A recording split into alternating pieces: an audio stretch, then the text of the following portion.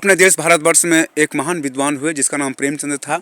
हिंदी साहित्य के महान विद्वान थे और उन्हें कलम का जादूगर भी कहा जाता था। तो प्रेमचंद का कहना था, उनको लिखना पड़ा कि एक औरत जब तक पर्दे में रहती है बहुत सुंदर लगती है, लेकिन जब वह पर्दे से बाहर आ जाती है उनका सुंदरता समाप्त हो जाता है, वह एक सामान्य महिला बन जाती है। तो ये उनको कब आभास हुआ, उनके जीवन का एक घटना है। एक बार प्रेमचंद ट्रेन से कहीं जा रहे थे, तो जिस डब्बे में प्रेमचंद जी बैठे हुए थे उसी डब्बे में एक महिला बैठी हुई थी।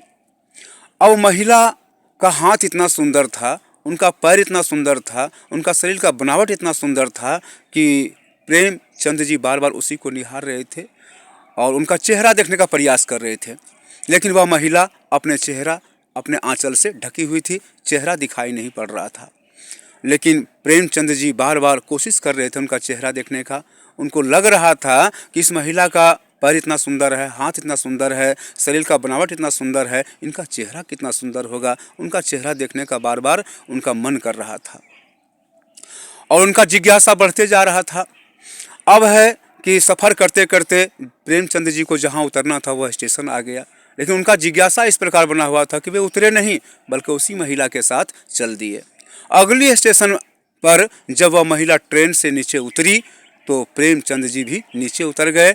आगे आगे महिला चल रही है और उसके पीछे पीछे प्रेमचंद जी चल रहे हैं, यह सोचकर कि कहीं तो वो अपने पर्दा को हटाएगी, आंचल को हटाएगी, चेहरा दिखाएगी, और बार बार उनका मुंह देखने का वो प्रयास कर रहे थे।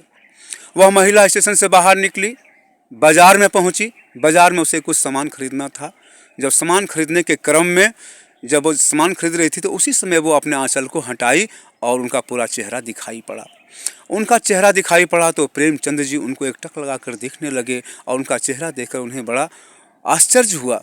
आश्चर्य क्यों हुआ कि उस महिला का चेहरा आग से पूरा जला हुआ था और चेहरा देखने में पूरा डरावना, पूरा भयानक लग रहा था। तो उनका चेहरा देखकर प्रेमचंद जी डर गए और उसी समय प्रेमचंद को अंदर से आभास हुआ, ज्ञान हुआ कि एक औरत जब तक पर्दे में रहती है तब तक बहुत सुंदर लगती है, लेकिन जब वह पर्दे से बाहर आ जाती है तो उनका खूबसूरती समाप्त हो जाता है, वह एक सामान्य महिला बन जाती है। और ये समाज में हम लोग देखते भी हैं कि जो औरत पर्दे से बाहर आ गई है, पर्दा करना छोड़ देती है, तो वह सबके लिए एक सामान्य महिला रह जाती है। वो उसमें कोई अट्रैक्शन नहीं रहता है और कोई खूबसूरती नहीं रहता है। लेकिन जो महिला पर्दे में रहती है, हम उसका सुंदरता बना हुआ रहता है, हम उन्हें बार बार देखने का प्रयास करते हैं। ये मेरा मानना नहीं है, ये प्रेमचंद का मानना था। उसी का बात मैंने बताया है। जय हिंद, जय भारत।